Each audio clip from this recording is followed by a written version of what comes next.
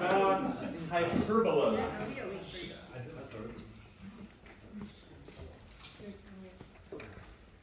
Now, with hyperbolas, there's a little bit more going on than there is with ellipses. Not a huge amount. The biggest issue is that hyperbolas and ellipses are so similar that it's easy to get pieces of them mixed up. So you need to be really careful.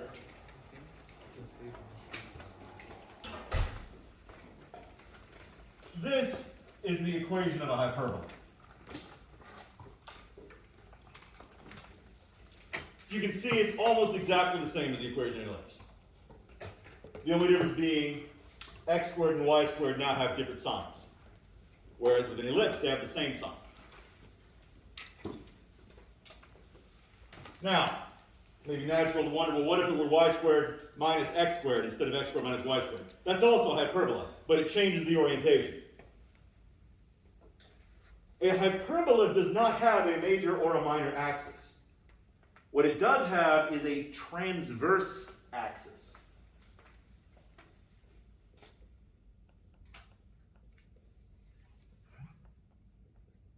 In this case, it's horizontal.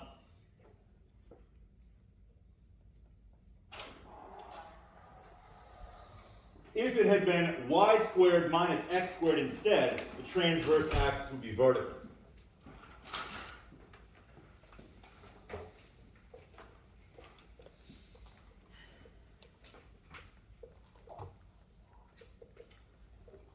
As you see here.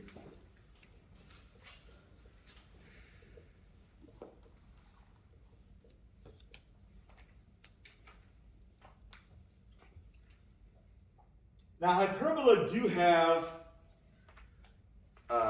foci, but the properties of the foci are a little different than the properties of the foci in an ellipse. In an ellipse, the sum of the distances from any point on the curve to the two foci is fixed. In a hyperbola, the difference of those distances is fixed, which is a little bit trickier to visualize. You certainly can't use a piece of string. So if I'm going to graph one of these, they're not super difficult to graph, but there is, like I said, a little more going on. So let me just show you a couple examples. If I have x squared over 9 minus y squared over 16 equals 1. I'm still going to have A, I'm still going to have B, and I'll find them the same way that I would with an ellipse. They just do different things. So A would be what in this case? 3. And B would be 4. I do need to calculate C so I can find the foci, but it works a little differently. C is going to be the square root of A squared plus B squared for a hyperbola. In this case, C would be 5. Which makes it real easy to get it mixed up. So you got to be a little careful. Yeah, you're adding them for a hyperbola and you're subtracting them for an ellipse, which is kind of the reverse of how the distances work, because with an ellipse, it's the sum of the distances that are the same. With a hyperbola, it's the difference of the distances that are the same. Good question, Can we use C to find the vertices of two parabolas? They're not parabolas. I mean, They're vaguely, superficially similar to parabolas. you know what I mean, right? I do know what you mean, but this is a math class. Hyperbolas are not two parabolas. Different curves. Question? Is it still the absolute value of those? Or no? There's no need for the absolute value since we're adding. There's no way for it to be negative anyway. What were you going to say? But can we use it to find the vertices? Yes. The vertices will be, well, here's the other thing. There are 2 vertices, not 4. So you got to be a little careful about which axis you put the vertices along. In this case, the transverse axis would it be vertical or horizontal? Horizontal, because the x squared is positive. So if I'm going to graph it, it is true that I would have vertices. Well, where do you think the vertices would be? If the transverse axis is horizontal, where would you expect the vertices to be found? 3. X equals 3, 0, negative 3, 0.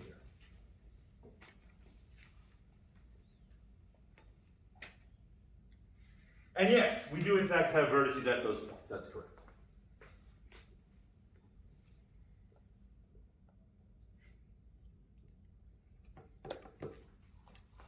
But when you graph a hyperbola, it's a little bit more precise than a parabola. And we need a little bit more shape to make it look right. So the next step in creating a graph is going to be to graph the asymptotes of a hyperbola. And this is one of the ways that the physical object of a hyperbola is very different from the object that is a parabola. Parabolas don't have asymptotes. Hyperbolas do. So the asymptotes are found by creating a sort of a central box. The axes of this box are the same as the axes would be if we were graphing an ellipse, but we're not graphing an ellipse. So I'm going 3 left and right. I'm also going to go up and down. How much? 4. Because B is 4. But again, not an ellipse. What I'm going to do is I'm going to draw a box.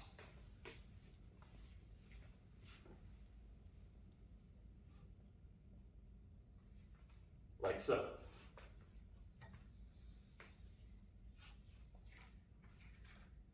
The asymptotes of a hyperbola are the diagonals of this box. So 3, 4, negative.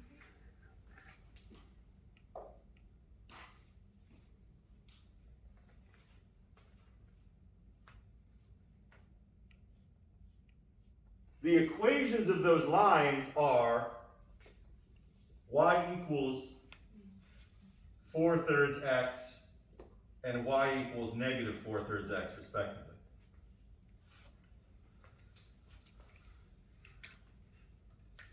It's not a coincidence that 4 is B and 3 is A. In general, the asymptotes will be at B over AX and negative B over AX. These are asymptotes? Yes. Wait, please.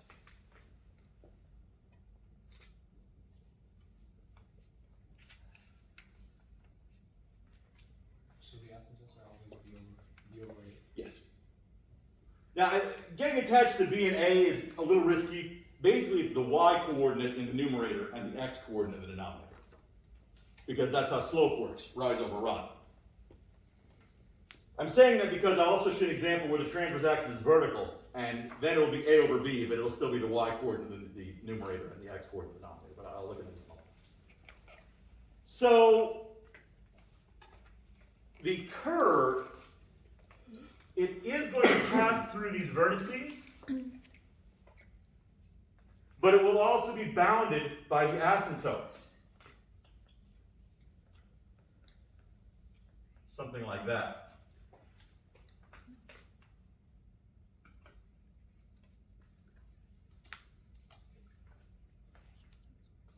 For this reason, hyperbolas tend to be, you might think of them as wider than parabolas. Parabolas tend to get narrow very quickly, whereas hyperbola is a little more expansive.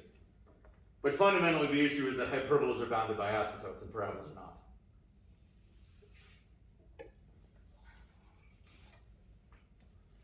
The only thing missing from this graph, of course, is the foci. Where do you think the foci would be?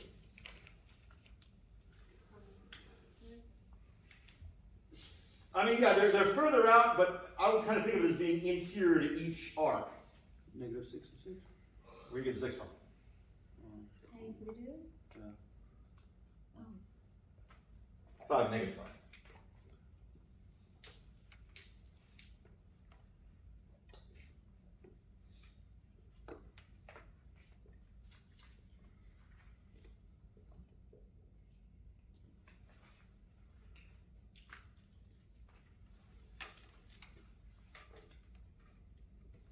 So, like I'm saying, a lot of the procedure is very similar to what you do with an ellipse, but then you're gonna work with it a little different.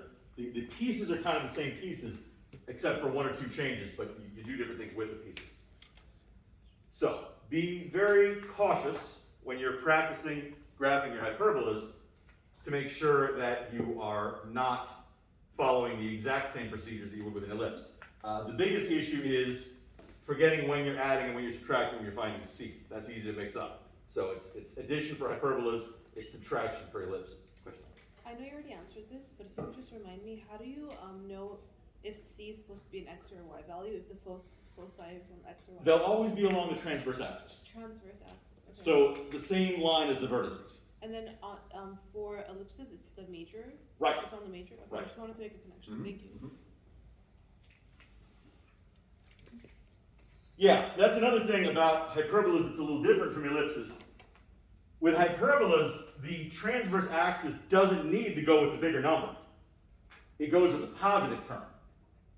So in this case, A was less than B, but the transverse axis was still horizontal because x squared is positive and y squared is negative. So let's reverse that question. So the E can be bigger than A, be bigger than 1, so There is no E. there is no E. Hyperbolas do not have eccentricity. So consider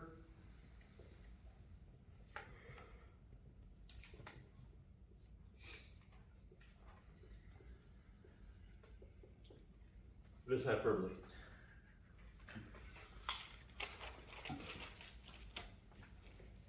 I need to find A, I need to find B, I need to find C, I need to know where the asymptotes are, and I need to be able to graph the curve. So, what's A? What? A is 5. What's B? 12. What's C? 13. 13 because 5 squared plus 12 squared is 169.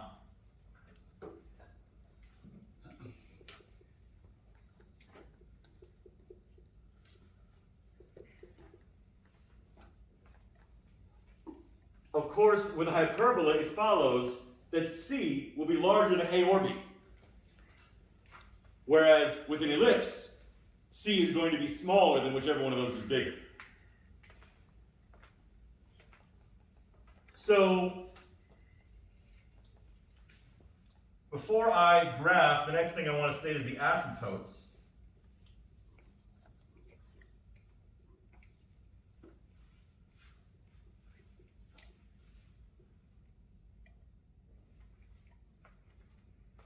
What will be the slopes of the asymptotes here? 12 and 5x. Is it 5 or 12? 5 over 12. It's still And doing then negative 5. The numerator comes from the y term. It doesn't matter which of these terms is positive and negative. It's always the y term that contributes the numerator of the slope.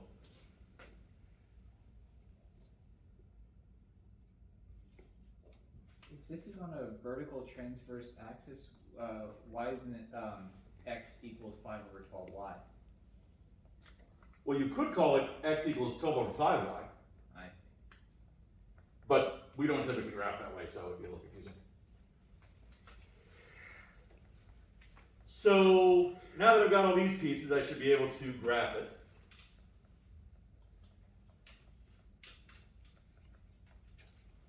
I'm going to need to go out 13 in every direction, basically.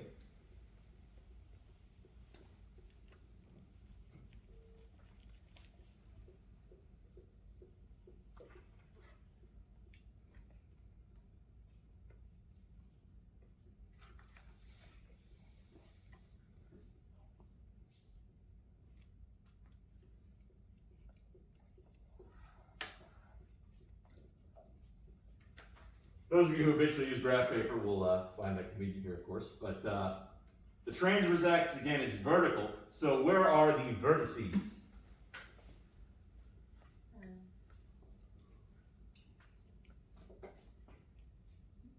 0, 5. 0, 5, 0, negative 5.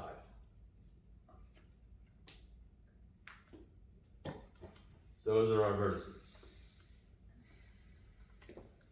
if I want to draw the box, I'm going to have to go 12 to the left and 12 to the right.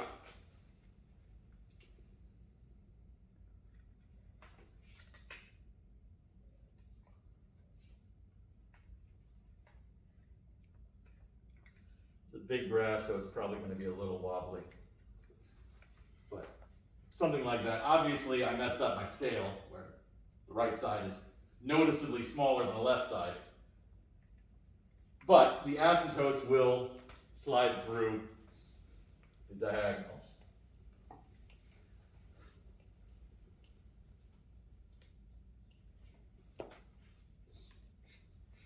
We're just going to make graphing the curves a little tricky. Let me graph the foci first. Where are the foci? 13 and negative 0, 13, 0, negative 13.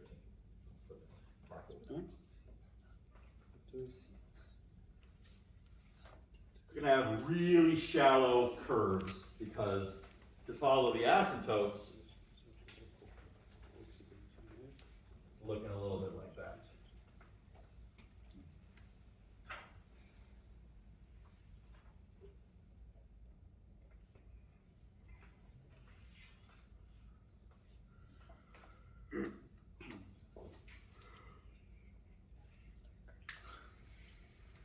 I'm kind of confused on how you calculate the y values. So what is the definition of y? What values? The asymptotes. Oh, it's just going to be lines. They all go through the origin, so it's going to be y equals slope x.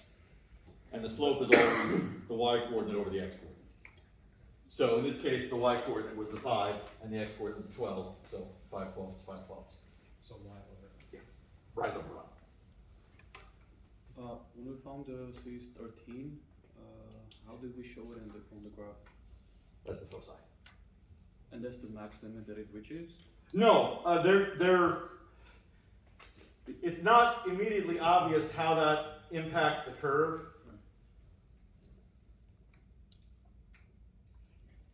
But basically, if I take a point on the curve, and I find the distance to this focus and the distance to that focus, and then I take another point on the curve, and I find the distance to each focus, the difference between the distances will be the same for those points. So if I found D1 over here and D2 down here,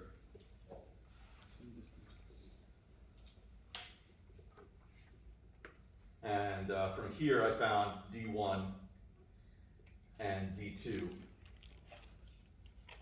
the absolute value of D1 minus D2 is going to be the same in both cases.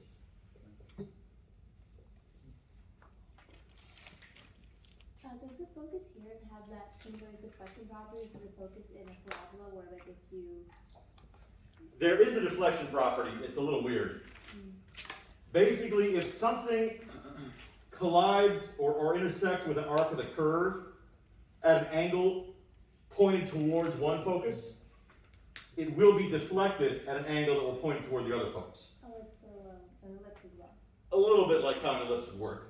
But of course, with an ellipse, we're talking about deflection from inside the curve, and it's easy to visualize.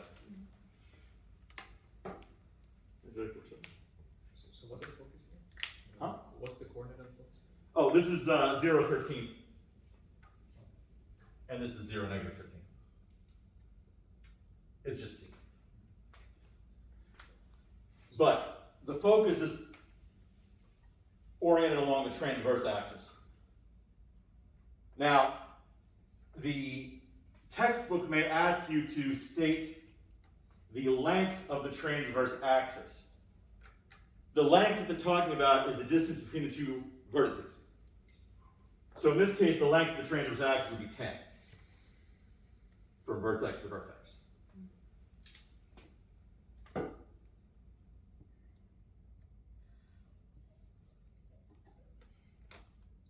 But that's pretty much all it's going to ask you to do.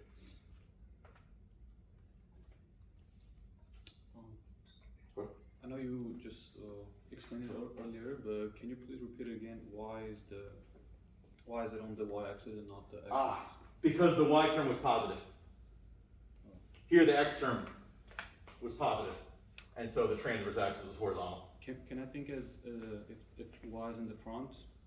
Yeah, as long as I mean, they could try to trick you by saying, you know, negative y squared over 12 Yeah. plus x squared over 17 equals 1. In this case, the transverse axis would still be horizontal. I'm not going to do that personally, but whoever's I might. Alright, thank you.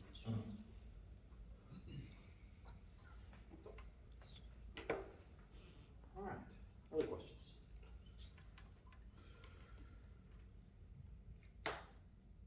All right. Since I've assigned supplemental homework for this chapter, I'm going to go and let you get to work. There's also homework exercises assigned for sections 11.2 and 11.3. I don't think 11.3 is due until Monday, but as you can see, there wasn't a lot going on in sections 11.2 or 11.3. You really should be fine with both of them. We'll cover 11.4 tomorrow. I don't think we're going to get to 11.5. I think we'll go straight to chapter 12 after that. But I'll check the syllabus, assuming I can get to campus. Oh, supplemental homework time. Yeah, but it doesn't show. Does it? Can I see my script? Yeah, because you were doing a lot, huh? Because when I submitted, was it showing for you that you submitted as well? All right, let's see if I can get to campus website. Yeah. Wait. Nope, campus website is still down.